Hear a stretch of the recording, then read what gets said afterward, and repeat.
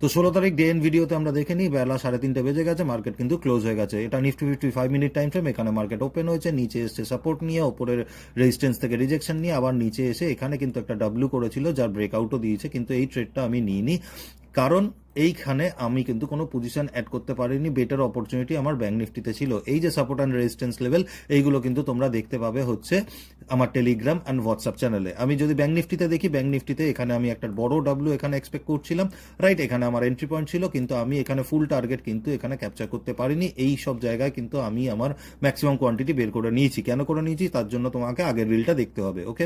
So আজকে আমাকে ফুল target হয়তো এদিকে দিয়ে দিয়েছে, আমি হয়তো এখানে বেরিয়ে গিয়ে আমি আফসোস করতে পারি, কিন্তু আফসোস করে লাভ নেই। কালকে কিন্তু মার্কেট আমার এখানে গিয়ে এখানে সাইডওয়েজও হয়ে যেতে পারে, আবার নিচে আমার স্টপ লসও হিট করে দিতে পারে। তো আমার বেটার অপরচুনিটি যেটা মনে হয় সেটা হচ্ছে আমার সেফ, যতটা সেফ পারবো আমি ততটা সেফ ট্রেডিং করবো। এইভাবে ট্রেডিং শিখতে চাইলে লাইক